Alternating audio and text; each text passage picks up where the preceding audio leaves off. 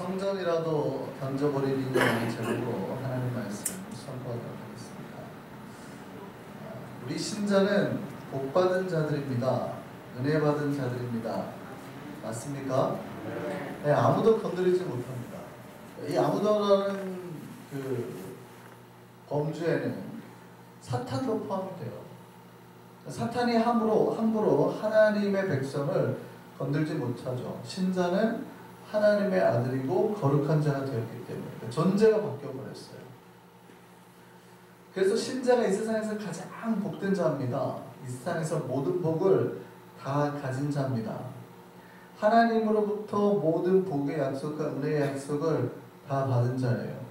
맞습니까? 우리가 여러분이 믿든 안 믿든 우리 신자는 빌 게이츠보다 복되고 아마존 사장인 제프 베조스보다 복된 자입니다. 웃으시네요. 제가 웃으라고 드리는 말씀이 아니에요. 진짜로 하는 말이에요. 그러니까 그들은 하나님이 우리를 그들보다 더 귀하게 생각하신단 말이죠. 그들은 사장이죠, 사장. 존재 자체가 달라요. 그들은 사장이지만 우리는 신자잖아요. 하나님의 자녀잖아요. 그러니까 당연히 우리가 더 복된 거예요. 그들이 우리보다 나은 건 뭐가 있어요? 돈이 좀 많은 거. 그럼 돈이 많은 게 우리보다 복되다는 이유가 될 수 있어요, 없어요? 그러니까 돈이 좀 많은 게 저보다 복되다고 말하죠. 여러분이 돈이 많을까요? 제가 돈이 많을까요? 여러분이 당연히 돈이 많겠죠. 그러면 그 돈이 많은 이유로 저보다 여러분이 인생이 복되다고 할 수 있어요, 없어요? 아니, 여러분이 저보다는 더 많을 거 아니에요. 당연히 그럴 것 같은데요? 왜냐면 제 통장에 거의 평균 뭐 몇백 불이 없으니까 목사의 삶이 당연히 그럴 거라 저는 생각을 하니까. 그러면 여러분의 삶이 저보다 복돼요? 그렇다고 누가 얘기를 할 수 있겠습니까? 말도 안 되지, 그거는. 그 별로 어려운 얘기가 아니에요. 근데 빌 게이츠의 삶이 여러분의 삶보다 복되다고 할 수 있어요? 할 수 없어요. 왜? 그 사람이 우리보다 복되다고 하는 조건이 뭐예요? 본인이 되는 거. 돈이 좀 많은 거? 그게 복되다고 하는 기준이 될 수 있냐고요. 전혀 복되지 않아요. 그게 복된 겁니까? 돈이 좀 많은 거지. 우리는 하나님 앞에 복받은 백성을 믿으셨으면 좋겠습니다. 우리는 복받은 백성이에요. 우리가 하나님 앞에 그렇게 존귀한 자로 인정받고 거룩한 자가 되고 하나님의 자녀로 살아가는 거예요. 하나님이 그렇게 우리를 인정하시는 거예요. 그럼 우리가 그렇게 하나님의 신자가 되고 존귀하게 되는 이유가 뭡니까? 여러분이 가진 조건들 때문입니까? 하나님의 인정은 그런 조건들이 아니죠. 여러분이 돈이 많아서랄지 아니면 잘생겨서랄지 뭐 잘생기신 분들도 계십니다만 그게 하나님이 여러분을 존귀하다고 할 조건이 되지는 않은 거죠. 여러분 성격이 좋아서랄지 많이 알고 배워서가 아닙니다. 사실은 우리는 그렇게 잘생기지도 않고 돈이 많지도 않고 성격도 못하기도 하고 인텔리도 아니죠. 물론 여기에 해당되시는 몇 가지 조건을 가지신 분들도 있습니다만 전반적으로 우리가 그런 것들을 다 가지고 있어서 하나님으로부터 귀한 대접을 받거나 뭐 하나님으로부터 복의 약속을 받거나 그런 건 없습니다. 조건이 하나도 성립이 안 돼요. 우리가 하나님으로부터 그런 복의 약속을 받고 존귀한 자로 인정을 받고 그런 이유는 딱 하나입니다. 하나. 하나님하고 우리하고 계약을 맺거든요. 계약. 뭡니까? 네가 내 백성이 되래. 그러면 뭐냐면 내가 너에게 준 약속, 말씀을 따라 살래. 하겠습니다. 그러면 너는 내 백성이 되고 나는 이제부터 너에게 복을 주마. 너는 내 백성이 될 거고 내가 지켜주마. 이겁니다. 조건은 딱 하나예요. 너 돈 많냐? 하나님 물어보셔요. 너 돈 많냐? 너 어떻게 좀 뭐 써먹을 수 있을 만큼 많이 배웠냐? 뭐 이런 거를 조건으로 절대 물어보신 적이 없다고. 딱 조건 하나예요. 너 내 말씀 지키고 살래? 그럼 내 백성이 되고. 이게 제가 말씀드렸잖아요. 하나님하고 이스라엘 백성은 처음에 출애굽해가지고 10계명 주기 직전에 하나님과 맺은 그 약속이라는 거예요. 오늘날 내가 너에게 준 모든 계명과 말씀을 지켜 살면 너는 내 백성이 될 거고 거룩한 자가 될 거고 그렇게 하나님이 약속하시잖아요. 그러니까 백성들이 그렇게 살겠습니다. 그래, 계약을 맺으십니다. 우리가 하나님의 자녀가 된 것은 하나님의 은혜로 된 거지만 은혜로 출애굽해서 구원받고 난 다음에 우리와 맺은 거예요. 너는 내 말씀대로 살래? 내 말씀대로 살겠습니다. 그러면 너는 내 자녀가 될 거고 저는 말씀대로 안 살 건데요. 저는 하나님 말씀 별로 안 좋아요. 저는 저기 부처님 말씀이 좋아요. 그러면 하나님하고 계약이 안 맺어지는 거예요. 조건은 딱 하나입니다. 조건은 딱 하나. 우리가 하나님의 말씀을 따라 살겠다. 그걸로 인하여서 우리가 하나님의 거룩한 자가 되고 거룩한 백성이 되고 복을 받게 돼요. 그런데 우리가 만약에 그 계약이나 조건을 파괴한다 그러면 어떻게 될까요? 여러분이 이제 돈이 좀 많아져요. 점점점 돈이 많아져요. 돈이 많아지니까 하나님하고 맺은 계약이 별로 중요하게 생각 안 되는 거예요. 하나님하고 계약 안 맺고 살아도 하나님이 안 도와줘도 이제는 잘 살 수 있을 것 같다. 내가 공부를 많이 해가지고 똑똑하니까 이제 뭐 내가 알아서 이 세상 살아갈 수 있을 것 같다 라고 생각을 하고 하나님하고 계약을 내가 파괴해버려요. 하나님 더 이상 내가 말씀 별로 지키고 싶지 않습니다. 힘들어요. 하나님 말씀대로 살려니까 뭐 이렇게 안 해야 되는 것도 많고 라고 파괴하는 순간 좀 어때요? 내가 좀 뭐 돈 좀 있다고 잘생겼다고 성격 좋다고 하나님 우리를 살려주실까요? 우리가 그걸로 애초에 하나님하고 계약을 맺은 적이 없잖아요. 조건은 단 하나입니다. 네가 내 말씀대로 살래.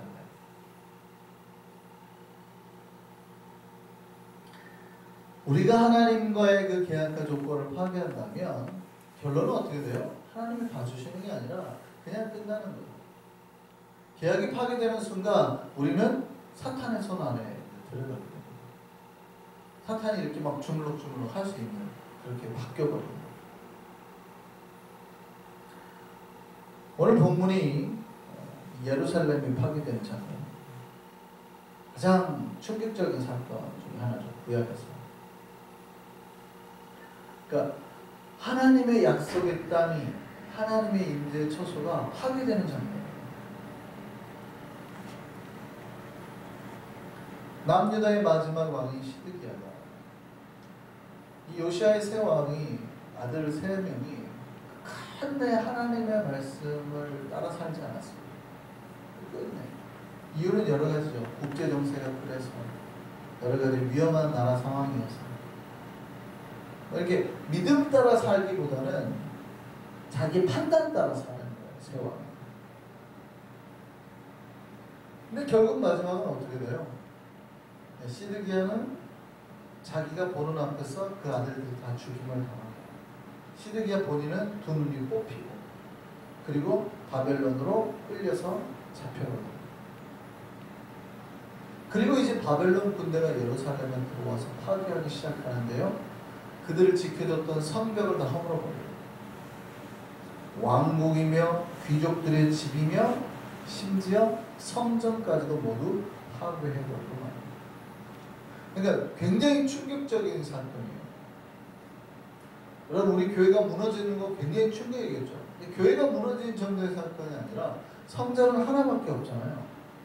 그러니까 이스라엘 사람들이 어디에 살든지 1년에 3번은 반드시 성전에 올라가서 제사를 지내야 돼요. 성전 중심 신앙인 거예요. 다니엘이 바벨론으로 잡혀가도 기도를 했잖아요. 매일 어디를 바라보고 성전 계신 방향을 바라보고. 그러니까 여기 따지면 한국 사람 같으면 서울이 어디야? 서울 쪽 바라보고 이렇게 방향을 잡고 매일 거기를 바라보고 기도했다는 거예요. 그러니까 그 성전이 파괴되어 버린 거예요. 그 성전 안에 있던 모든 기구들을 다 뺏긴 거예요. 기둥까지도 심지어는 뽑혀가지고 바벨론을 다 가져가고. 성전에 두 기둥이 있잖아요. 이름이 있죠. 워낙 저기 하니까 이름까지 붙여놨죠. 뭡니까 이름이? 성전에 두 기둥 이름이 있잖아요. 하나는 야긴이고 하나는 보아스고. 얘네까지 다 뽑아가지고 가버린 거예요. 성전이 아예 흔적이 안 나요. 이렇게 다 없어져 버린 거예요. 그냥 아예. 왜 이런 처참한 일이 발생을 했을까요? 성전이라면 하나님의 임재 처소니까 하나님 지켜야 되는 거 아니에요? 그렇죠. 교회라는 만약에 교회라고 한다면 그래도 하나님의 몸이니 하나님이 지켜줘야 되는 거 아니에요? 왜 그런 처참한 일을 당했냐 이 말이에요. 이스라엘이 하나님과 계약을 깨버렸기 때문에. 이스라엘 백성들이 착각한 거예요. 자기들이 마치 무언가 되는 줄 알았습니다. 그들이 그렇게 복받고 자기네들이 그렇게 살고 가나안 땅을 차지를 하고 마치 자기는 선민의식입니다. 우리가 뭔가 스페셜, 우리는 똑똑한 백성이야. 아직도 유대인들이 그런 생각을 하고 있죠. 우리는 똑똑한 백성이야. 그러니까 굉장히 똑똑하다고 착각합니다. 하나님의 은혜로 살았는데 자기네들이 무언가 스페셜한 것처럼 자꾸 만들어가는 거예요. 왜냐하면 전 세계의 모든 중심이 예루살렘이라고 생각합니다. 성전이 거기에 있었죠. 하나님이 거기 임재하는 걸 봤잖아요. 그러니까 우리가 워낙 스페셜하니 하나님이 우리를 선택했고 우리 가운데 성전도 세웠고 니네하고 우리하고는 좀 달라. 우리는 스페셜한 사람이야. 세계의 중심은 예루살렘이다. 뭐 이런 착각을 가지는 거예요. 그러니까 하나님의 말씀대로 살고 하나님의 은혜를 따라 사는 게 아니라 우리가 무언가 스페셜하니까 하나님이 우리를 선택했겠지. 하나님은 절대 우리를 버릴 수 없죠. 우리 말고 뭐니 아프리카 애들을 선택해가지고 예배를 드리게 하겠어. 그러면 우리 아니면 하나님 우리 절대 못 버려. 우리가 뭔가 얼마나 하나님 우리 말고 다른 데를 선택할 수가 없어. 착각 속에 빠지는 거죠.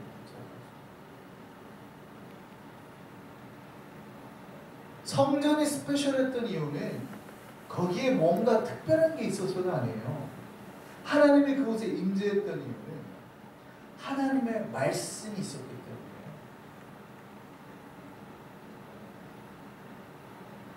근데 마치 그들이 스페셜하기에 그 성전이 있기에 하나님이 성전이라는 건물에 임하는 착각한 거예요. 임했다고 착각한 거예요. 그들과 그들의 자손이 잘 살 수 있었던 이유, 거룩한 백성으로 존귀한 백성을 인정받을 수 있던 이유는 딱 하나입니다. 그들이 하나님 말씀에 순종한 겁니다. 성전 자체가 거룩한 게 아니라 말씀을 모시고 사는 백성 안에 하나님이 임재하시는 것뿐이에요. 그리고 하나님이 거룩하신 하나님이 임재하셨기에 거기가 거룩해진 거예요. 성전이 거룩해서 하나님이 임재하신 게 아니에요.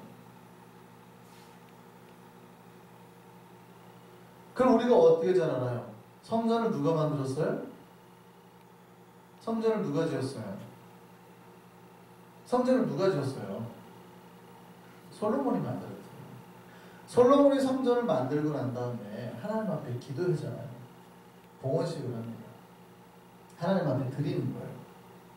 그때 솔로몬이 기도를 하고 나니까 하나님이 응답을 하셨죠. 그때 뭐라고 응답을 했는지 잘 보면 됩니다. 열왕기상 9장 6절에서 9절 말씀 보시죠.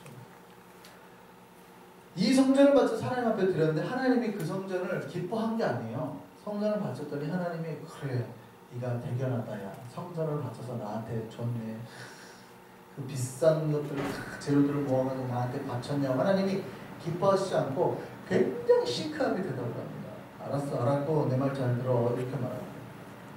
만일 너희나 너희 자손이 아주 돌아서서 나를 따르지 아니하면 내가 너희 앞에 둔 나의 계명과 법도를 지키지 아니하고 가서 다른 신을 섬겨 그것을 경배하면 조건이 뭐예요? 나를 따르라는 거, 내 계명과 법도를 지키라는 거. 별다른 얘기 아니에요. 성전의 화려한 예배를 어떻게 지키라 얘기 안 하고 너희가 내 계명대로 내 말씀대로 잘 살면 돼. 그 얘기해버립니다. 솔로몬이 성전을 바치는데 성전은 됐고 니네가 내 말씀대로 잘 사는지 안 사는지만 잘 점검해. 체크해. 근데 그렇게 하지 아니하면 뭐라고 그래요? 내가 이스라엘을 내가 그들에게 준 땅에서 끊어버릴 것이요 내 이름을 위하여 내가 거룩하게 구별한 이 성전이라고 내 앞에서 던져버립니다. 하나님은 성전이 별로 중요하지 않았어요. 건물이 별로 중요하지 않았어요. 니네 기억해라 이스라엘 백성아. 니네가 말씀대로 사냐 안 사냐가 더 중요해. 만약에 니네가 말씀대로 살지 않으면, 하나님 말씀을 지키지 않으면 내가 거룩하게 구별한 이 성전이라도 버려버릴 거야. 던져버릴 거야. 세상에 비웃음거리가 되게 만들어버릴 거야. 왜 이런 일이 벌어졌어요? 이스라엘 백성이 하나님을 배신했대, 말씀대로 안 살았대 라는 비웃음을 당하게 할 거야 라고 말합니다. 여러분, 하나님께서 솔로몬에게 또 이스라엘 백성에 주신 이 말씀을 기억해야 됩니다. 왜 남유다가 멸망을 당하고 이렇게 처참하게 비참한 인생의 최후를 맞아야 됩니까? 하나님께서 이미 말씀하셨어요. 하나님이 거룩하게 구별한 이 성전이라도 만약에 말씀대로 이 백성이 말씀을 준수하고 살지 않으면 던져버릴 거예요. 조건은 하나예요. 이 백성이 하나님 말씀을 지키며 살 거냐 안 할 거냐. 말씀을 지키며 하나님 앞에 경배할 거냐 안 할 거냐. 하나님은 성전이라도 던져버릴 거라고 말이죠. 하나님이 구별하게 거룩하게 구별, 하나님이 임재한 그 성전이라도 던져버릴 거라는 말이죠. 그렇다면 우리는 어떨까요? 우리는 하나님 앞에 조건을 낼 수 있습니다. 하나님, 우리가 지금까지 하나님을 어떻게 예배를 드리고 10년 동안 새벽을 어떻게 깨우고 앞으로 1년만 봐주세요. 내 마음대로 살 테니까. 열심히 돈 좀 벌어서 잘 살 테니까. 그런 조건이 하나님하고 딜이 될까요? 안 될까요? 안 되는 거예요. 우리가 하나님 앞에 복받고 거룩한 자로 사탄이 우리를 공격해도 우리가 위해를 당하지 않는 이유는 딱 하나예요. 말씀하는 거예요. 우리가 말씀을 지키는 하나님의 백성으로 살 때 우리 스스로 그 말씀에 벗어나서 파괴해버리는 순간 하나님은 어떻게 해요? 성전도 버리셨는 거예요.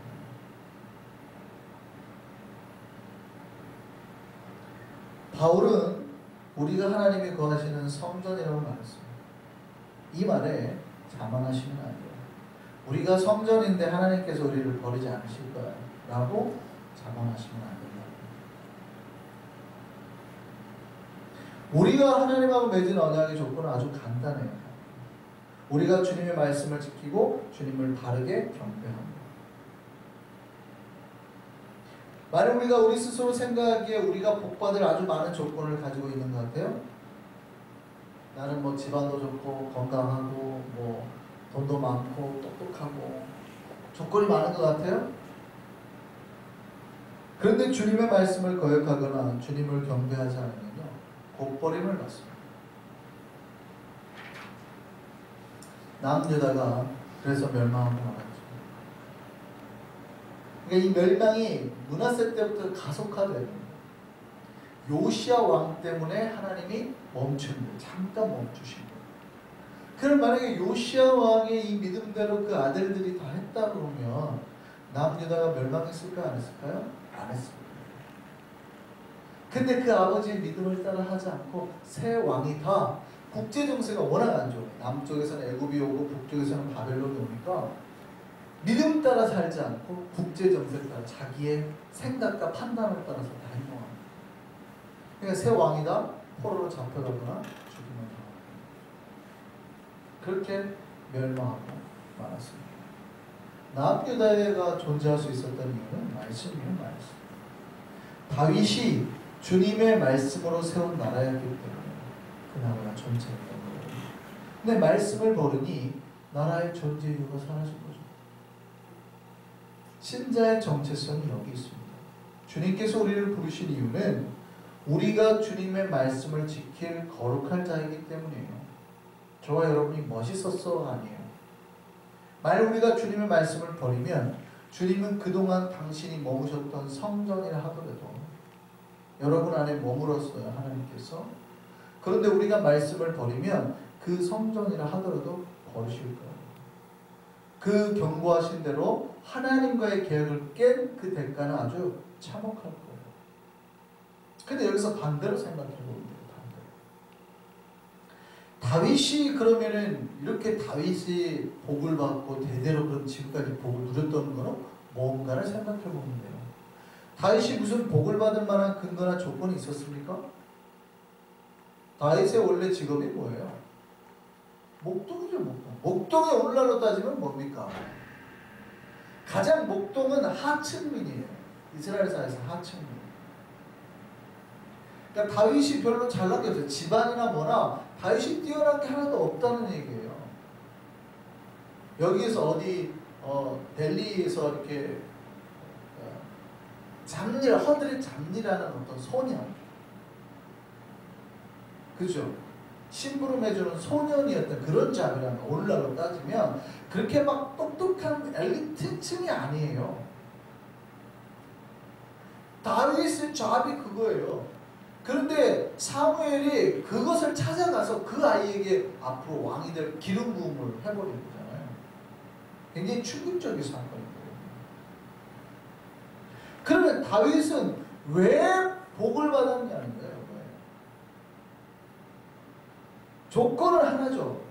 다윗이 하나님 앞에 믿음을 가졌고 평생 하나님의 말씀대로 살아요. 시편 1편이 뭐예요? 복 있는 사람이 어떤 사람이 복이 있다는 거예요. 주야로 주님의 말씀을 율법을 묵상하는. 다윗의 복이 어디에 있었어요? 다윗이 시편 1편을 만들면서 딱 보면 다윗의 복이 어딘지 딱 알죠. 다윗은 아침 저녁으로 목동 생활하면서 델리에서 쉽게 말하면 뭐 아침에 막 준비하면서 뭐 했다는 거예요? 묵상했다는 거예요. 묵상했다는 건 읊조렸다는 뜻입니다. 생각을 했다는 뜻이 아니라 여호와의 말씀을 암송했다는 뜻이에요. 매일 성경 암송했다는 거예요. 다윗은 하나님의 말씀. 그리고 그러니 그 말씀에서 벗어나지 않았다는 거예요. 이 믿음 하나로, 이 말씀 하나로 다윗이 그 나라의 부마가 됩니다. 공주의 사위가 되는 거예요. 민족의 영웅이 되고 결국 왕이 됩니다. 뿐만 아니라 그 자손이 대대로 왕이 됩니다. 이유가 뭡니까? 이유가 다윗이 조건이 좋았습니까? 복받을 만한? 아니에요.